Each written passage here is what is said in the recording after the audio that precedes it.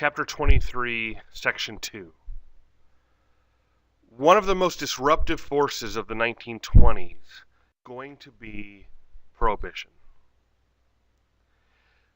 The 18th Amendment is going to prohibit the manufacture, sale, and transportation of alcohol. It is going to go into effect in January of 1919. To go along with this, in October of 1919, you're going to have the Volstead Act passed, which allowed for the enforcement of the 18th Amendment. Some places are going to enforce prohibition more than others. You had some cities just almost completely ignore prohibition, and you had people that would frequent speakeasies, these clubs or bars where liquor was sold illegally. You had some people, to get around prohibition, would make their own alcohol. You had some people that would smuggle it in from Canada or Mexico or the West Indies where it was still legal. One of the most profitable businesses in the 20s is actually going to be bootlegging. Bootlegging is running liquor. It's the idea that you're going to take your cars and you're going to modify them so you could escape the law enforcement, and you're going to smuggle this liquor, which actually gives the start to NASCAR. You take a lot of people and you have them modify their cars, and those guys are eventually going to start bragging about whose car is faster, and they're going to race, which creates a multi-billion-dollar sport called NASCAR. In the cities, criminal gangs controlled liquor sale. For example, Al Capone controlled the city of Chicago, and he used violence to control Chicago. One of the most notorious violent events in Chicago is going to be the St. Valentine's Day Massacre, where 7 members of Capone's rival gang are going to be killed, execution style. The Federal Prohibition Bureau is going to hire Eliot Ness to help enforce prohibition, and he's going to organize this top squad of detectives to enforce the laws. They become known as the Untouchables because they could not be bought off. They couldn't be bribed. Legend has it that they ended Al Capone's reign, which wasn't exactly accurate, but they could not be bought off. I mean, Al Capone himself estimated at one point in time that he had 50% of the Chicago police force on his payroll. The 18th Amendment, prohibition, doesn't come to an end until 1933. The only way to get rid of an amendment is with another amendment. And so you're going to have the passage of the 21st Amendment, which repealed the 18th Amendment. There were some positives of prohibition. Alcoholism declined. Alcohol-related deaths declined. But there was one huge glaring negative, and it was the widespread breaking of the law. Even by otherwise law-abiding citizens, they were breaking the law. A new youth culture is going to develop in the 1920s. Let's start by talking about women. Magazines, movies, literature were starting to discuss this new woman. She was stylish, she was adventurous, independent, career-minded. She was going to escape from those pre-World War I accepted styles. No more heavy corsets. They wore shorter skirts than before. They wore transparent pantyhose.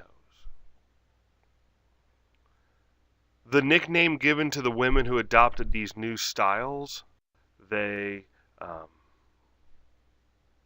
played sports, watched sports. You even had some women that started seeking their own economic independence, stepping outside of those traditional female jobs. College. By 1930, college enrollment had tripled. Mostly upper class, middle class families. But advertising and fashion were going to be influenced by this collegiate lifestyle. I mean, you saw it addressed in advertising.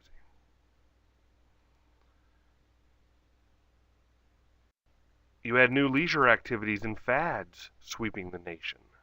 For example, you saw dance marathons. You saw beauty contests. The Miss America pageant started in 1921. You saw, this one's a little odd, flagpole sitters.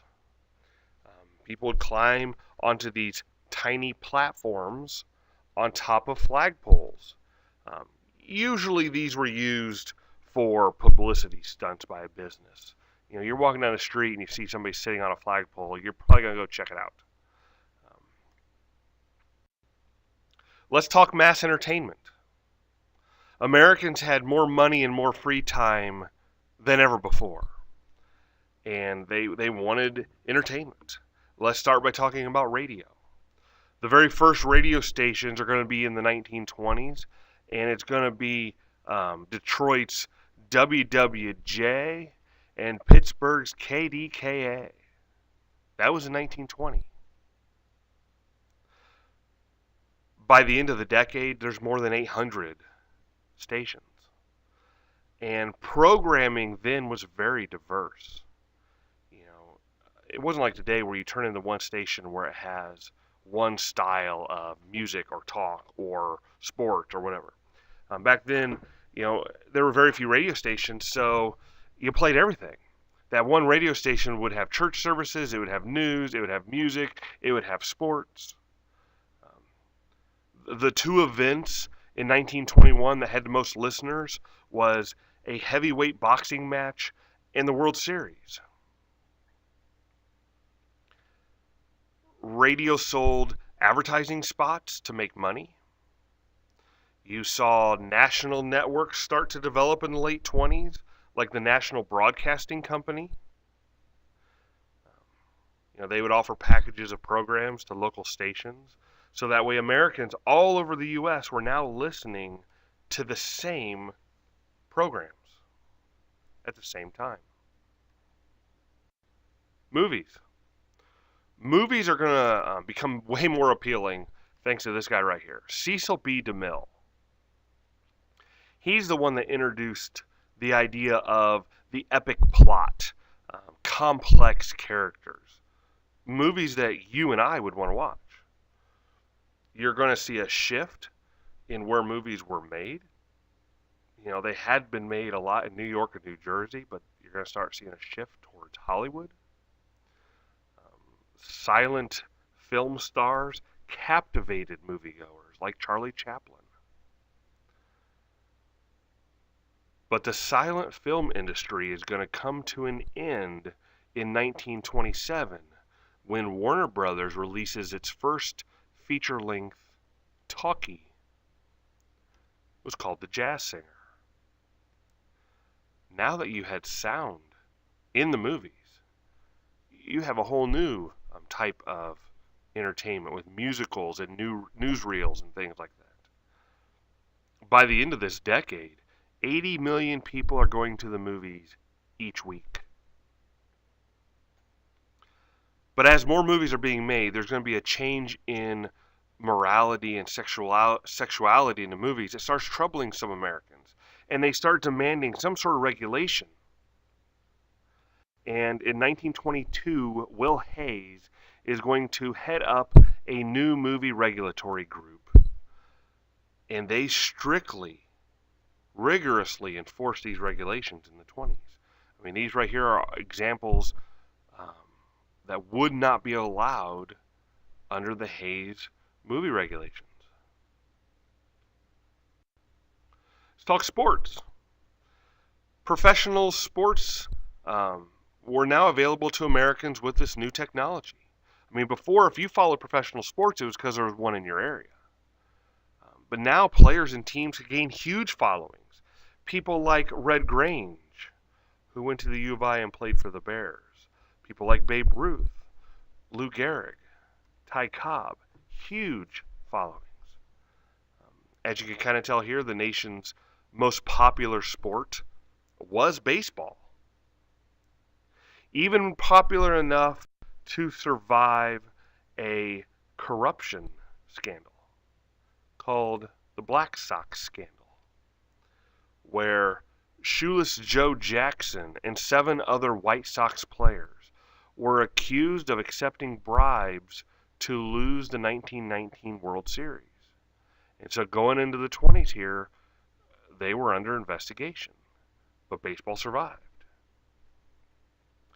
But even with all this mass entertainment, the radios, the movies, the sports, books and magazines still existed. They still were popular sources of information and entertainment in the 20s.